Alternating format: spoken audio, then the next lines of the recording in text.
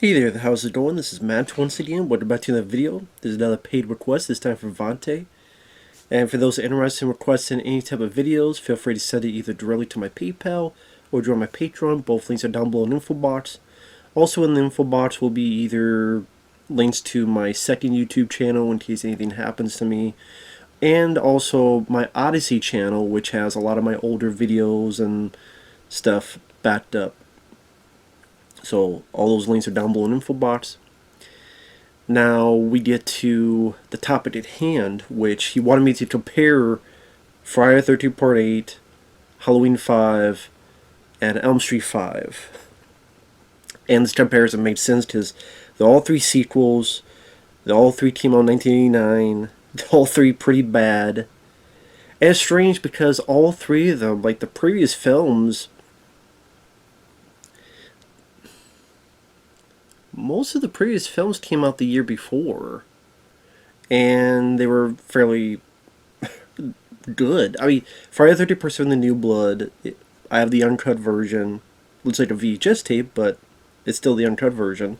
That's one of my favorite Friday the 13th films. Elm Street 4, The Dream Master, is my favorite of the franchise. Halloween 4 I thought was a pretty solid sequel because of Ellie Cornell and Daniel Harris and the way they worked together, because of Donald Pleasance. But each one of these sucks. From Friday the 13th Part 8, taking a boat cruise, because that's redundant. I mean, what other cruise is there than a boat cruise? First, let's go into each of these films. Friday the 13th Part 8, you got Jason looking like he's dripping a bunch of mucus everywhere he goes. You got characters that really aren't that interesting. A lead that really she doesn't do a whole lot. You got a plot that at times are trying to seemingly rip off elements of Nightmare on Elm Street because she has these weird visions. Almost as if someone said, you know what, Elm Street 4 beat us at the box office last time because that made like almost 50 million. Like almost double, triple our film. So let's rip elements of that off. Have these weird visions that I never explain why she has these visions, as in how did she get this power? Why does Jason Voorhees, when she has these visions as a kid, look normal? As in, got hair, does not look like the kid at all from the very first movie. Why does a boat that's in a lake, Crystal Lake, somehow get into an ocean, let alone get to New York? The kills are still getting someone neutered by the MPAA. Probably one of the big ones, the good ones, is the head getting punched off. New York, there's a lot of potential there, and it was not utilized to even close to its potential. I mean, when you have Jason Tate's Manhattan, I just say, well, no, that's not. I don't want to say it was the most disappointing of these three, but no, I would probably say Elm Street 5. I'll get to why in a minute. But, I mean, you want to see this done well. Maniac Cop 2 did well, and that had probably the same budget as this, maybe even a lower budget. And you looked at the crazy stunts in Maniac Cop 2. You looked at the crazy car chase scenes, and you have some crazy stuff during that film. And what does Friday the 13th Part 8 really have in terms of, there's not a lot of big stunt sequences. Most of New York is in the third act, and then most of that is just Toronto or somewhere else in Canada. The way Jason dies is ridiculous, because I never knew in New York every night at midnight toxic waste goes through the sewers. Maybe, because I haven't really been to New York, but people in New York can tell me this toxic waste goes every night at midnight. And then it hits Jason, and for some reason it turns him back to a kid. Or at least in her eyes, it's a kid. And now it's just a kid, but he regrew back his hair. Tatsu, wait.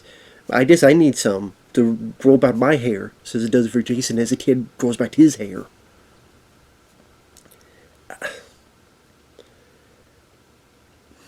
I would say of the three, though, I would, if you're, I would rather watch this than the other two, I guess. The other two, I would say, this has a lot of lost potential, unmatched potential.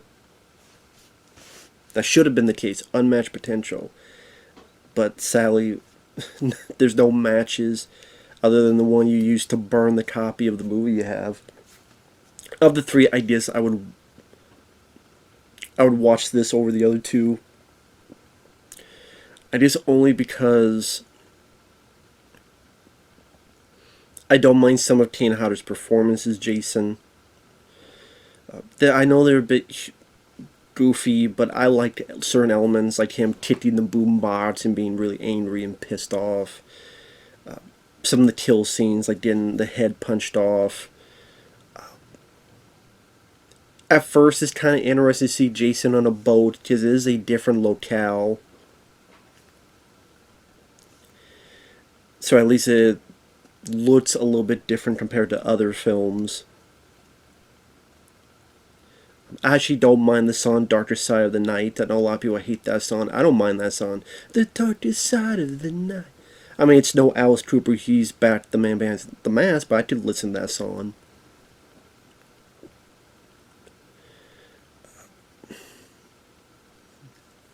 Just, of the three, for a longest time, I'm like, okay, I'll watch this as a background noise.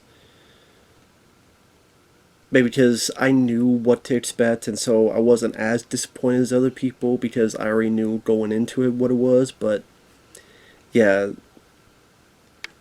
it would have been nice to actually see the real Jason Takes Manhattan instead of takes a boat ride, but it is what it is.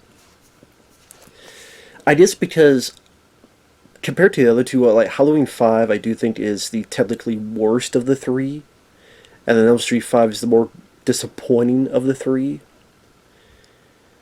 So Halloween 5, I would say, is the worst because Halloween 5, I'll jump to that, I've ranted and raged at this film endless times from the fact of completely moving away from the potentially interesting ending of Halloween 4 with Danielle Harris and what she could be doing based on the ending. I mean, there's a lot of stuff talked about potential at the end of Halloween 4. Nah, we're just gonna mostly ignore it. In fact, I guess she didn't even kill her mom. The mom is just somewhere else. The rest of her family is just somewhere else. You take Danielle Harris, who is a good child actress, and you make her mute for a good chunk of the movie. You give her a friend who stutters a lot, and I apologize to people who stutter, but in a movie, that could be very aggravating and very annoying and very cringe-inducing. You have a Michael Myers mask that looks off compared to the others. I don't know if the mask looks fatter or something about it looks off. Nothing against Don Shanes, who plays Michael Myers. I mean, mostly anybody who plays Michael Myers I don't have a whole lot of problems with. This is Tony Moran, but that's for other reasons. Donald Pleasance, they make him more kooky, more crazy, to the point of being unlikable. It was the first time I ever thought of Donald Pleasance's character of Dr. Loomis very unlikable. Like, really using the kid as bait and seemingly not caring about her well-being. Killing off Ellie Cornell, which was a huge mistake. She's like one of the things that made Halloween 4 good. And you kill her off for, I don't know, shock value. But it doesn't really work. It just made people mad and angry. And you replace it with Tina, who's literally one of the most annoying, irritating, worst characters of the entire franchise. It's like between her and Corey from Halloween Ends. Which, by the way, someone asked what happened to my Halloween Ends review. It's actually on Odysee. It's on that website, that channel. So feel free to look down below. Click on that link. You'll go to Odysee. Halloween Ends is still around. It's on just that site. Now, Like, Tina was just terrible. Terrible Tina should be her name. The direction by Dominique Dalton and Gerard is half-assed. There's a reason why he didn't direct a whole lot of movies in his filmography. The characters, the new characters, are just unappealing, unlikable, or have little to no merit. The ridiculous scenes of either the cops coming around and for some reason there's clown noises. I have no idea why. Even my stomach doesn't know why. My stomach literally groaned inside and went, when I was talking about that. If you didn't hear that, my stomach went, yeah. Or Michael Myers crying, and we see Michael Myers tear. I remember back to the day on the VHS, Michael Myers finally unmasked. I'm like, he got unmasked in the first film. We saw his face for 3 seconds, he puts the mask back on. And even then, you just hear his eye and he cries. Why is it when he gets arrested, they let him keep his Michael Myers mask on? Oh, that was very nice of them. He's in jail, handcuffed, or whatever it is. I don't remember if he was handcuffed or not. But they let him keep his mask on. That was nice of them. And then who is the man in black? It ain't Will Smith. It ain't Tommy Lee Jones. It ain't even Chris Rock. It's just, they did not know. They even admitted, we don't know who the man in black is. We'll just wait till the next one and we'll figure it out. Is it his brother? Is it his twin? Is it his chiropractor? Is it his, I don't know, Billy Gumption buffet? I don't know. They don't know. They just introduced an element that they had no ending for. They seemingly kill off Dr. Loomis in the lamest way. And like Michael Myers gets caught by a net, tranquilizers, and Loomis beating him to the point he has a heart attack? But obviously not, because he came back for Halloween 6.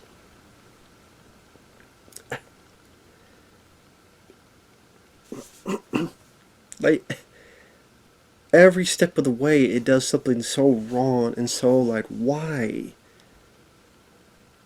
You disregard the potentially interesting direction of the previous film. You kill off one of the only likable characters you have. You bring us unlikable characters like Tina.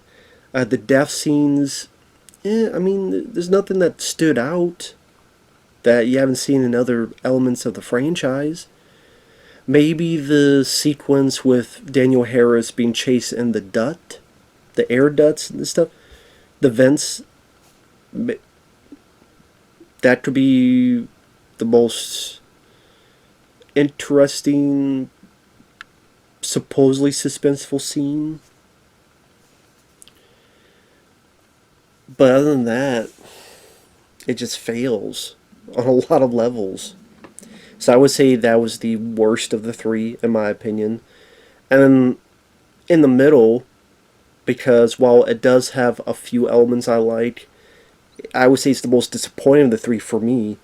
And I say it's the most disappointing because it's a sequel to Elm Street for the Dream Master, which is not only my favorite of that franchise, but it's one of my personal favorite 80s horror films. That's a film I rewatch more and more, and I mean, rewatch again and again, back to the day.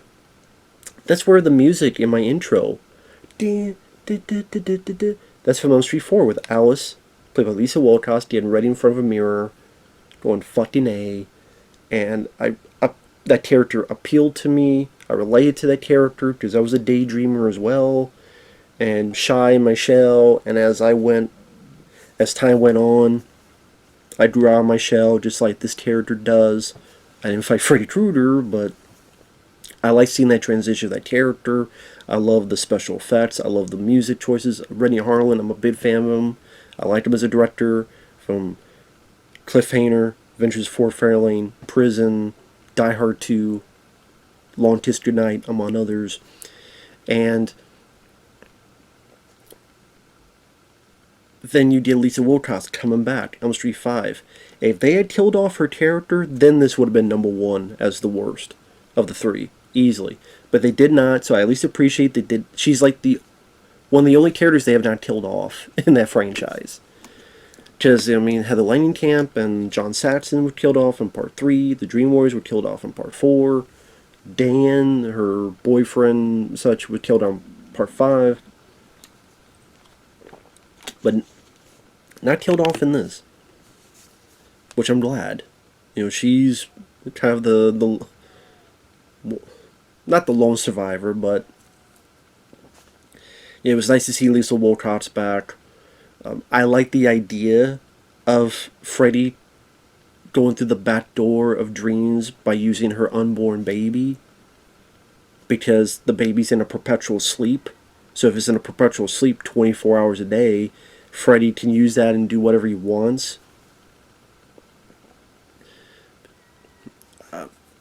There's some the sequence where Dan gets killed and he's turned into this figure that's melded with the motorcycle. I really like that element. Apparently the chickens like the element too. They're crowing their approval of that. I love the way it's done. I think they had some really cool special effects, makeup effects during that.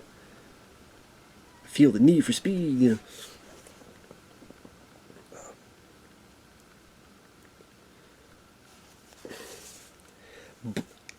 But the film, many of the issues, number one, it didn't really know what it wanted to do. Did it want it to be a funny one or a scary one? Like the fourth film, I think, took this almost like comic book fun way of doing it, with the way it was directed, and it felt like it was more like, I don't know, brightly colored is the right way to put it, but its cinematography, its direction fit the energy of the film. Here it did not. Stephen Hopkins wanted to do a dark gothic movie, but then you have Freddy at his, I would say, Robert Englund's worst performance as Freddy. For me, this is his worst performance. This is his worst look. He's lit too bright, so the makeup looks the most fake and rubbery, at least to me. And I always thought that way. Looked too bright, too fake looking. And his performance seems off. And maybe it's the lines of dialogue he was given is not the best. I thought Robert Englund really got back into the saddle with Freddy's Dead. I really enjoyed his performance in that. They tried to burn me. They even tried holy water. But I just keep on taking. I really liked that performance. Here, it just felt as if, maybe it's because he had too many things going on in 1989. Because he had him directing 976 Evil. You had the Freddy's Nightmares TV series is around this time. You got, what was that movie? The Phantom of the Opera movie he did with the director of Halloween 4. And then this film. I mean, you had all these elements, so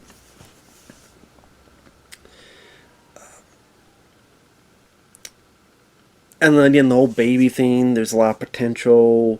They bring up this whole thing about abortion, but then that's almost quickly dropped as if that was too sketchy to delve into. Lisa Wilcox at times is given not much to do. I mean, she's the Dream Master. I mean, she should be on at this point, equal playing field with Freddy. But she's not, especially in the ending. It's like Freddy's trying to come out of her body, and then the kid has to beat Freddy by puking on Freddy. I'm like, what? Why? Why? Why is this the case? You know, you're trying to have, again, this gothic, dark look, but then you have Super Freddy, which I think that was played by the guy who would later be in the Hills of Eyes remake. That's sort of the main mutant. I forget his name, though. I think he was the Thing in that Roger Corman produced Fantastic Four movie that never got officially released. Michael Bailey Smith, I want to say. And the new characters, there's the one lady who's in People Under the Stairs. She's there. She's there. The comic book guy was there. I mean, the films are not known for a big body count usually. I mean, compared to Friday the 13th. But it still felt like, what was it, 3 people? And of the 3, the motorcycle bit was nicely done, effects-wise. You had the the comic book thing, which I like the effect of him turned into a comic book and the idea of him being shredded like paper, but I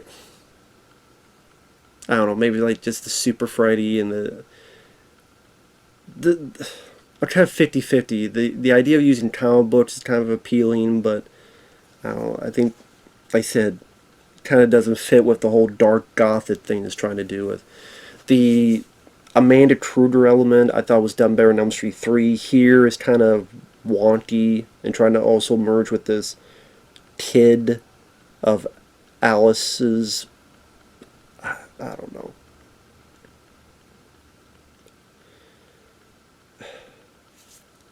It just felt like they made Alice's character weaker. Like, what happened to her kicking ass and taking names and using all those elements like she did in Elm Street 4? Amp that up. Whereas this back and forth, where she's using her elements and Freddy's using his elements, and this back and forth battle.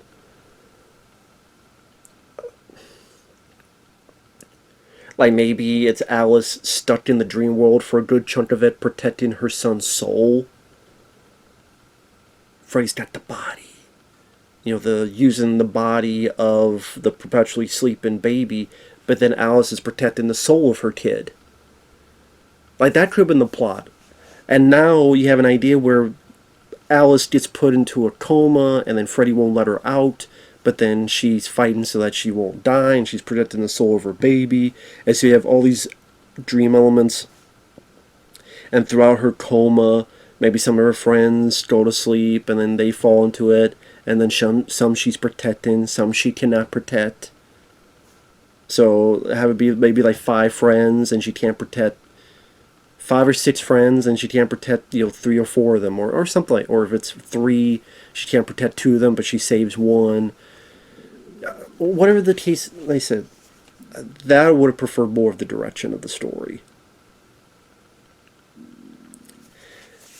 Elm Street 5 and Halloween 5, and these are elements that seem like the script was not as tightly packed and edited and finished as a draft, because they rushed it out to get a sequel out.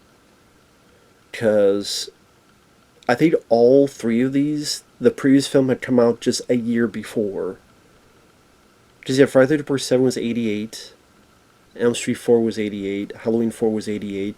So all these rushed out a sequel a year later.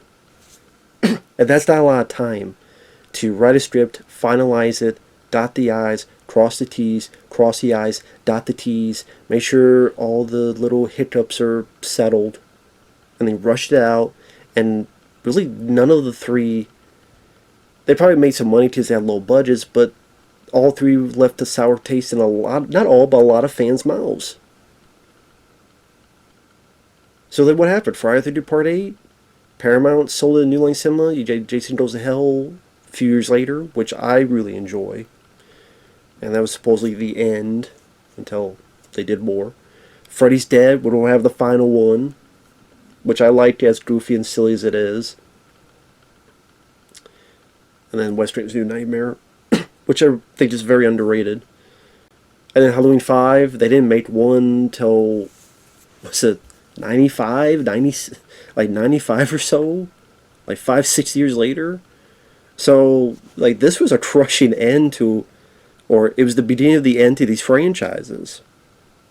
1989 is a great year for other movies. Indiana Jones 3, Ghostbusters 2, Batman, Leviathan, which is a personal favorite of mine, Shocker, at least for me personally. But for horror film sequels, wasn't a good year. But I did, of the 3, I guess I would watch Friday the 13th Part 8 just because Jason kills people in the boat, and I get some satisfaction out of that. Maybe because of the 3, like Friday the 13th is usually an easy pass for me. I don't look at it as critical as the other 2. Maybe because it's a franchise where the first film I don't think is all that. Like the first Friday the 13th, I think it's just okay. I think some of the sequels are better. And I put like Elm Street 1 and Halloween 1 and Halloween 2 and, you know, Elm Street 4 like a higher platform. But all three are pretty bad. All three are terrible sequels. I say Elm Street 5 with the way Alice is utilized, and all three are plots. Well, yeah, all three have plots that had potential, and they screwed it up. They screwed it up. The ending of Halloween 4 potential, Alice protecting her unborn baby, Jason going to New York, and they just squandered it because they rushed it. They didn't take a step back and go, fuck you on face. No, they didn't take a step back and go, hey, are we sure we want to do this? Are we sure this is the direction we want to go in? Are we sure this is the right way? This is the way. And it wasn't the way. At least to me, it wasn't the way. So, with that said, thanks for watching. Take care. And we'll see you guys later. Bye-bye.